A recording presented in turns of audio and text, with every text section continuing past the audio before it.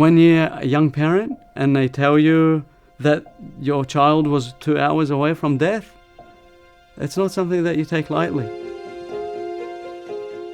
Sickle cell is a inherited blood disorder that babies are born with and stays with them for life. It affects the way that we make a protein in our blood called our hemoglobin. Sickle cell is like a blood cell. Instead of being round, it's like a sickle shape, like a banana. So when you're having a sickle cell crisis, those sickle cells all bunch up, the blood doesn't get to that part of the body, and that causes damage. Often, until you have a crisis, there are not a lot of signs and symptoms of sickle cell. 9 months and a couple of days when Hussain got really sick. Without treatment, patients will suffer severe, painful crises and damage to different organs in the body. And with sickle cell, they can get a really swollen spleen. So you sort of get this shock, like hypovolemic shock, where the blood's pooling in the spleen. It can be a life-threatening complication. He was in intensive care for 7 days.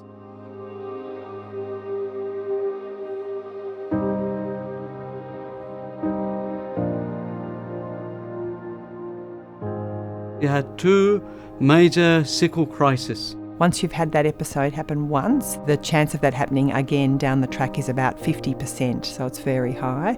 And if we've had recurrent episodes, then we know that in sickle cell, after about probably 6 to 8 weeks of age, the spleen doesn't really work. He was being admitted to hospital a lot more, and it was like 3 weeks, you spend 1 week in hospital.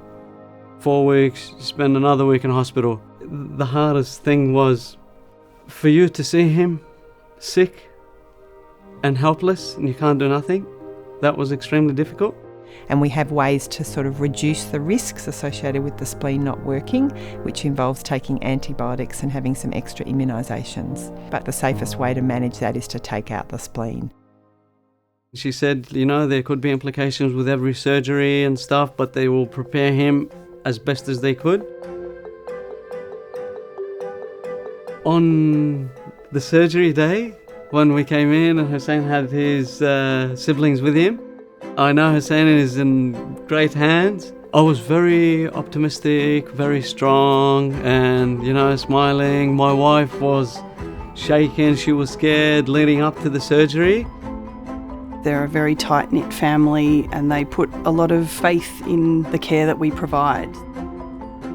Patients with sickle cell have increased complications from any sort of surgery, but taking out someone's spleen is quite a big operation.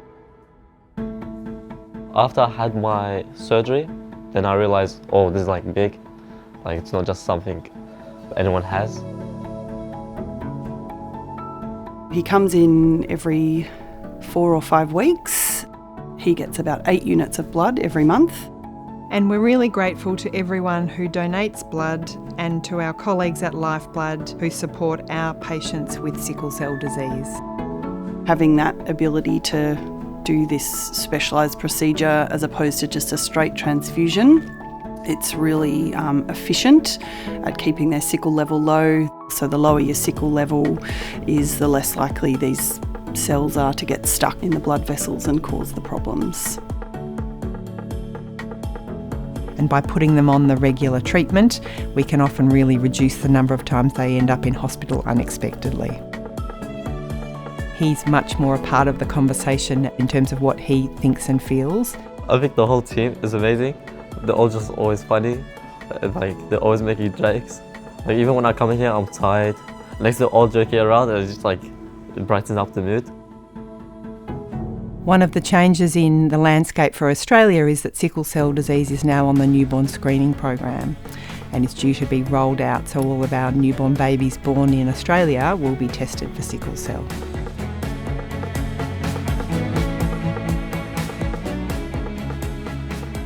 I just finished my exams. I had math as the last one. That was pretty easy. And the Royal Children's Hospital, to me, is the best because of the people. It's a pleasure to sort of know him, know his family, and just to see how well he is and how much control he's sort of taking over his health, and just watching him, get ready to launch into adulthood.